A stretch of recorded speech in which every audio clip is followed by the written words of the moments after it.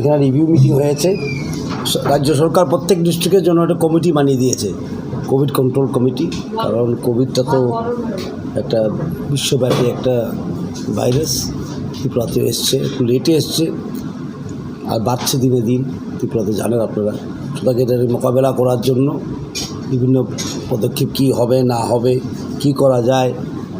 তো আমরা স্টেট লেভেলে করেছি একটা কমিটি, ডিস্ট্রিক্ট লেভেলে, ব্লক লেভেলে, আপ টু ভিলেজ লেভেল, এবং state level to village level committee হয়েছে।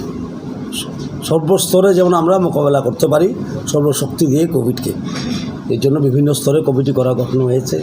কমিটিতে আছে আমাদের সভাধিপতি, আমাদের এমএলএ সুভাষবাবু এবং বীরেন্দ্রবাবু, ডিএম তো আছেন, ডিএম আছে, এসপি আছে, চিফ মেডিকেল অফিসার আছে, সবকে নিয়ে কমিটি গঠন করা হয়েছে। এবং করোনাটা আমরা খুব বিশেষ চিন্তার ব্যাপার, কারণ ত্রিপুরাতে এসছিল লেটে, সেটাকে মোকাবেলা করার যদিও আমরা খুব ভাগ্যবান, আমাদের রিকভারি রেট খুব ভালো, আমাদের প্রস্তুতিও খুব ভালো হয়েছে বলে আজকে আমরা মোকাবেলা করতে পেরেছি। আর সিপাহীজলার তথ্য আমি দেবো, কারণ সিপাহীজলারই মিটিং এটা। এখানে 1227টা পজিটিভ কেস আছে মে মাসের তথ্যই দিই, কারণ মে মাসেই এখন চলছে। আর পজিটিভিটি রেট হলো 5.78, 12টা দুর্ভাগ্যজনক মৃত্যু হয়েছে। এবং প্রস্তুতির ব্যাপার বলতে গেলে প্রস্তুতি খুব ভালো এই জেলাতে। আমি ডিএমকে ধন্যবাদ জানাই এবং সব আধিকারিকদের ধন্যবাদ জানাই, ওরা ভালো প্রস্তুতি নিয়েছেন। প্রত্যেকটি অ্যাম্বুলেন্সে আমরা কি করেছি, অক্সিজেন ফিট করা আছে। সুতরাং যদি কোভিড সেন্টার থেকে নিয়ে যেতে হয় হসপিটালে, অক্সিজেন দিয়ে নিয়ে যাওয়া যাবে। 23টা অ্যাম্বুলেন্স আছে মনে হয়, 23টা অ্যাম্বুলেন্সই আমাদের কি আছে, অক্সিজেন ফিট আছে। আর একটা 101 আছে, এরপরে একটা 101 আছে যেটা লাইফ সাপোর্ট সিস্টেম ফুললি আছে। সুতরাং পেশেন্ট নিয়ে যাওয়ার জন্য আমরা প্রস্তুত, হসপিটালে নিয়ে যাওয়ার জন্য। এবং 325টা আমাদের কোভিড কেয়ার সেন্টারের বেড আছে, মজুদ আছে। সেখানে প্রায় লালসিংমুড়াতে কিছু লোক আছে, কতজন আছে এখন? 100 বেড আছে লালসিংমুড়ায়, মাত্র 26 জন আছে। এবং 100 আছে মনে হয় সোনামুড়ায়।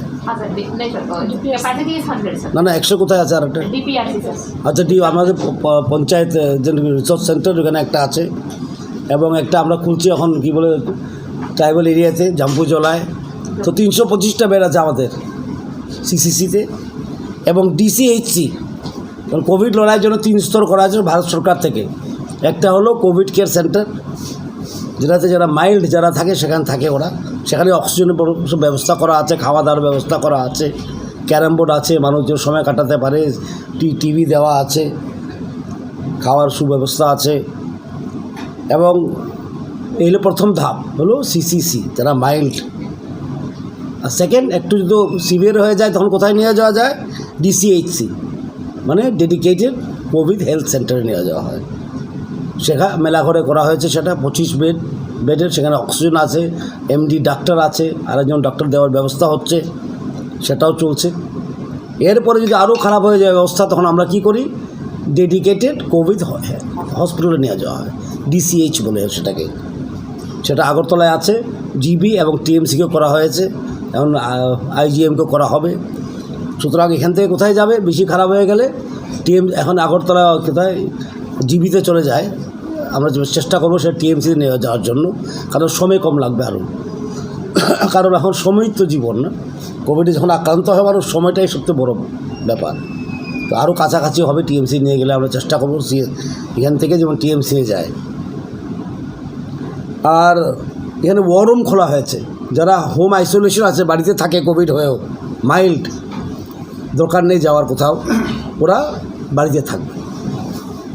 এবং বাড়িতে ওরা কেমন আছে না আছে, খাওয়া দাওয়া কেমন হচ্ছে, কষ্ট কী হচ্ছে, অসুবিধা কী হচ্ছে, সেটার জন্য আমরা খোঁজখবর রাখার জন্য একটা ওয়ার রুম খোলা হয়েছে বিশ্রামগঞ্জ স্কুলে। আর এই ওয়ার রুমটা খুব ভালো, 24/7, মানে দিনে রাত্রে চলে, আর সপ্তাহে 7 দিনই চলে। সুতরাং সেখানে শিক্ষকরা আছেন, যারা ফোন করে, যারা বাড়িতে থাকে ওদেরকে ফোন করা হয়, আপনারা কেমন আছেন, কি অসুবিধা আছে, এইসব ডাটাগুলি কালেকশন করা হয়। এবং আমি এখন আজকের এই মিটিংয়ে কী সিদ্ধান্ত হলো, যে আমরা এমএলএ সাহেবরাও যেমন সহযোগিতা করেন, ওরা করবেন। বিশেষ করে সুভাষবাবু, বীরেন্দ্রবাবু ছিলেন, ওরা বলেছেন আমরা সব জায়গায় সহযোগিতা করব ভ্যাকসিনের জন্য। কারণ ভ্যাকসিন যেমন লোকে নেই, অনেকখানে দেখা যাচ্ছে ভ্যাকসিন নিচ্ছে না লোকে, একটু কম ভ্যাকসিনেশন হচ্ছে, মানুষ আসছে না। জোর করে তো ভ্যাকসিন দেওয়া যাবে না, তো মানুষকে সচেতন করা। তো ভ্যাকসিন দিলে এই যে কোভিডটা হালকা হয়ে যায়, চলতি ভাষায় বলতে গেলে আমরা বলবো এটা হালকা হয়ে যায় এবং মানুষের জীবন বাঁচার সম্ভাবনা অনেক বেশি। সুতরাং ভ্যাকসিনেশনটা একটা বাঁচার উপায়। এবং আমাদের এখানে এখন করোনা কারফিউ চলছে এবং সেটাকে পালন করা, সেটাকে খুব নিয়ম মতো পালন করা, মাস্ক পরা। অনেকখানে লক্ষ্য করা যাচ্ছে দোকানদাররা মাস্ক পরছে না, খরিদ্দাররা মাস্ক পরছে না। সেই মাস্ক পরাটা নিজের জীবন রক্ষা করা এবং অন্যদের জীবন রক্ষা করা। যেমন নিজের জীবন রক্ষা করা মাস্ক পরলে অন্য জীবনে রক্ষা করা, সেটা একটা আমাদের নাগরিক দায়িত্ব। তো প্রাণী যদি না থাকে ব্যবসা কী করে করা হবে? সুতরাং আমার একটা আহ্বান থাকবে সবার কাছে, মাস্ক পরা। বাজারে যাওয়া, মানুষ বাজার যেতে হয়, ওষুধ কিনতে যেতে হয়, সবজি কিনতে যেতে হয়, মাছ কিনতে যেতে হয়, মাস্কটা পরে যাওয়া।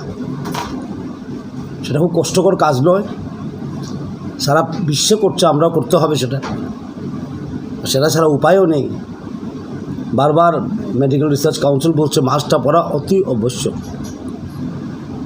সুতরাং মাস্কটা পরা সেটা আহ্বান রাখবো। আরেকটা আহ্বান রাখবো মানুষের কাছে আমি, যে মানুষ যেমন ভ্যাকসিন নিয়ে নিই, যখন ভ্যাকসিনের প্রোগ্রাম চলবে গিয়ে যেমন ভ্যাকসিনেট করে নিয়ে নিজেকে। এই দুটো উপায় যদি আমরা রাখতে পারি, কোভিড এবং সাংঘাতিক কোনো ব্যাপার নয়, এত ভয় পাওয়ার কিছু নেই। আমরা মাস্ক পরা, নিয়ম মানা, কারফিউ এবং ভ্যাকসিনেশন করা, আরেকটা টেস্টিং করা। কারণ আমি জানি না আমার কোভিড আছে, আমি বের হয়ে গেলাম, একটা লোক 400 লোককে কোভিড দিতে পারে। হয়তো আমি জানি আমি টেস্টিং করলাম না, আমি করবো না টেস্টিং, তারপরে বের হয়ে গেলাম বাজারে, ঘুরলাম, গিয়ে বাজারে বন্ধুবান্ধব নিয়ে আমি কোভিড স্প্রেড করতে পারবো তখন। সুতরাং টেস্টিং করা খুব দরকার, নিজের জীবন বাঁচানোর জন্য, অন্যর জীবন বাঁচানোর জন্য, সমাজকে সুস্থ রাখার জন্য টেস্টিং করা, মাস্ক পরা এবং ভ্যাকসিনেশন করা। আর সর্বরকম সুবিধা সরকার থেকে দিচ্ছে। আমরা এই কথাও বলেছি, মুখ্যমন্ত্রীও বলেছেন 1000 টাকা করে আমরা ডিবিটি করে দেব 7 লক্ষ পরিবারে। খাওয়ার সামগ্রী দেওয়ার ব্যবস্থা হচ্ছে। সুতরাং সব রকম সুবিধা গভর্নমেন্ট দিচ্ছে। এখন মানুষের কী করতে হবে? সহযোগিতা করতে হবে। কারফিউ মানা, মাস্ক পরা, ভ্যাকসিনেশন নেওয়া, টেস্টিং করা, সেটা হলো নাগরিক দায়িত্ব।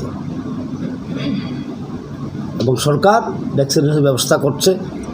মাস্ক পরার জন্য আমরা প্রায় জোরই করছি মানুষকে, পুলিশ দিয়ে বলছি, আমরা নিজেরা বলছি, জনপ্রতিনিধিরা, সরকারের পক্ষ থেকে প্রশাসন বলছে।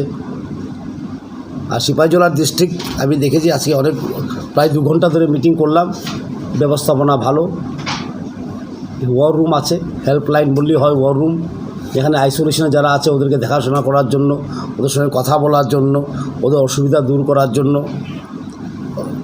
অ্যাম্বুলেন্স আছে, সব অক্সিজেন ফিটেড অ্যাম্বুলেন্স, মানুষকে হসপিটালে নিয়ে যাওয়ার জন্য।